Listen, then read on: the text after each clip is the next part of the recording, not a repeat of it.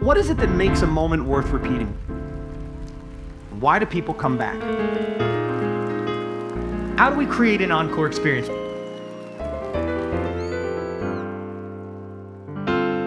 For nearly 2 decades, all around the world, from Vegas to Paris, from Manhattan to the Middle East, I got to entertain audiences at piano bars and dueling piano bars. What I learned was that the piano bar is an interesting profession, yes, but it's also a laboratory of sorts, a place to study how experiences are created. Because really, that's what we're doing each day. We're all in the experience business, no matter what you do or what industry you work in. His way of doing things is uplifting, bringing in the piano and the music and making it more fun, but also made you think with the stories about how you do your job and how you interact in your life in general. And he does a beautiful job of sending a message and inspiring you to want to create these magic moments with people that they want to get. And so today, I thought we'd create an experience together.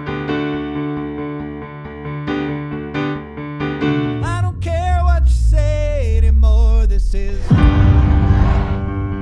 You're going to choose the songs that make up the musical portion of today's keynote. Where's Zoe M?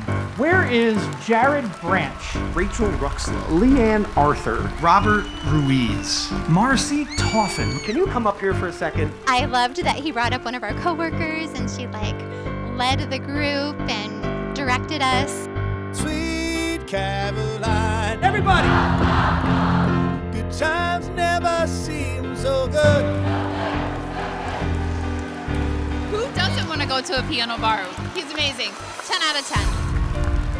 This is the power of incorporating others' ideas into the program. Marcy, you created this. It just takes one person's idea to be brought to life, and then everyone else starts to believe, if my leaders are actually listening, if they're actually reading my request slips and implementing Marcy's ideas, maybe they'll implement mine. What really hit home was wanting to take a request slip from those that I work with.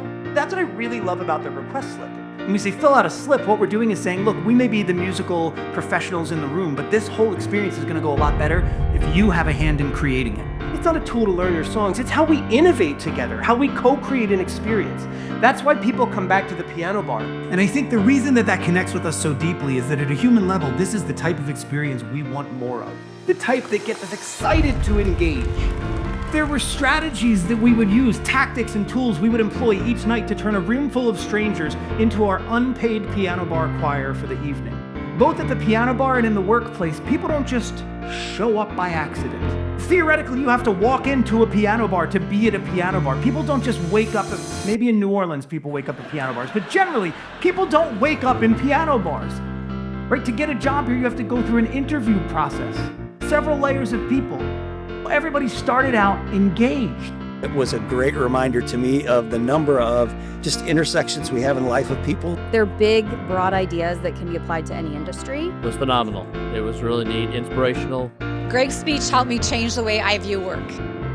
What are the moments in each experience that we can engineer so that our colleagues, our family, or maybe most importantly, the person we see in the mirror each day, get excited to have them again and again. Some of the most meaningful moments we create don't feel special to us.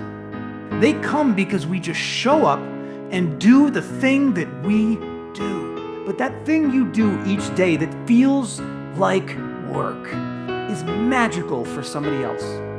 That's when I realized how a piano bar could create meaning. Because it wasn't about the request slip. It wasn't about the song I played for Lauren. It's about what that created for everybody else in her circle of influence. The unintentional ripple from the work that I did each day. And all of you have that in spades.